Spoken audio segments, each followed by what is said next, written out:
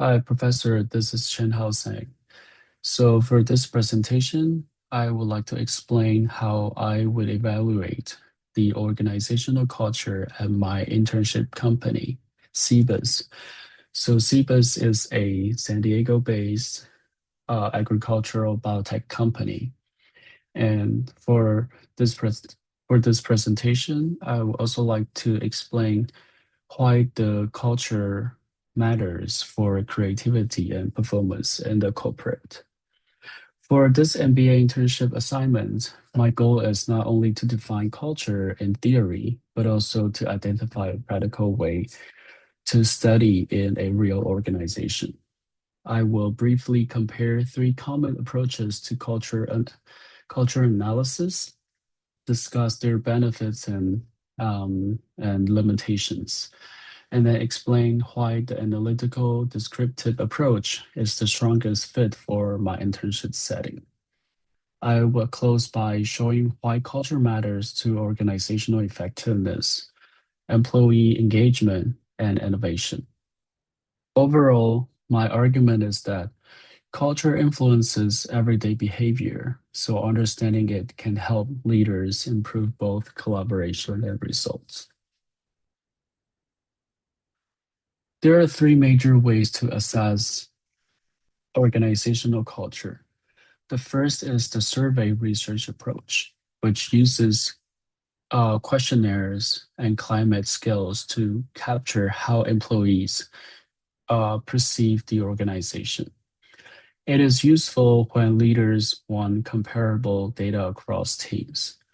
The second is the analytical descriptive approach, which looks at stories, routines, symbols, language, and artifact to interrupt what the culture means in practice.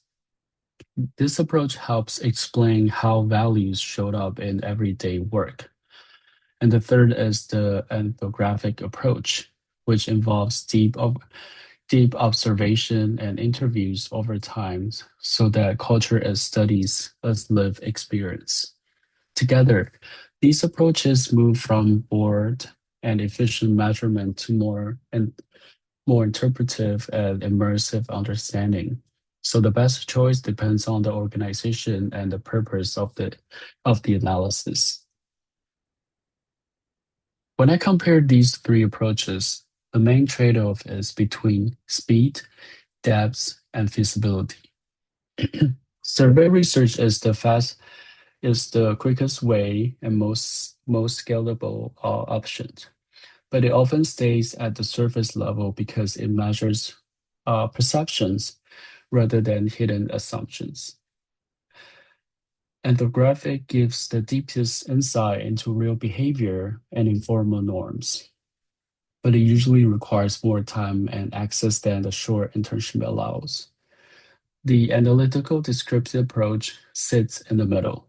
It provides richer insights than surveys because in it because in because it interrupt because it interprets routines, language, and symbols. Yet it is still practical within a limited time frame. For an MBA internship assignment, that balance matters. I need an approach that is academically credible, realistic to carry out, and useful enough to produce recommendation that leadership could actually apply. For my internship side, CBAS, the analytical descriptive approach is the best fit. Based on my observation, the organization already show clear patterns and routines, communication style, and informal expectations. But it does not appear to rely on a formal culture survey. That means is already enough visible culture evidence to interpret without needing a lengthy ethnographic study. With this approach, I can examine how meetings are run, how teams communicate, what behaviors are reinforced, and how values are expressed through daily practices. Most importantly, the findings are actionable. Instead of just saying what employees feel, The method helps explain why certain patterns exist and how they affect teamwork, alignment, and performance. That makes it especially appropriate for a short practice-based internship project. Organizational culture matters because it shapes both how people work and how the organization performs. First, clear norms improve efficiency by reducing confusions, conflict, and rework.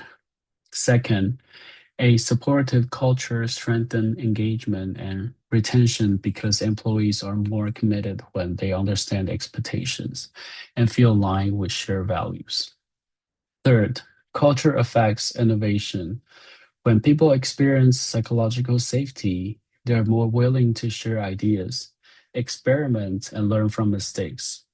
Finally, culture influences the customer's or client experience because internal behaviors often show up in, in the quality and consistency of external service. At my company, culture is not just an abstract concept in the background. It is a practical system that influences communication, creativity, and business outcome, which is why assessing it is valuable for leadership and continuous improvement. So that's all my take on this week's presentation, the assignment. Thank you for listening.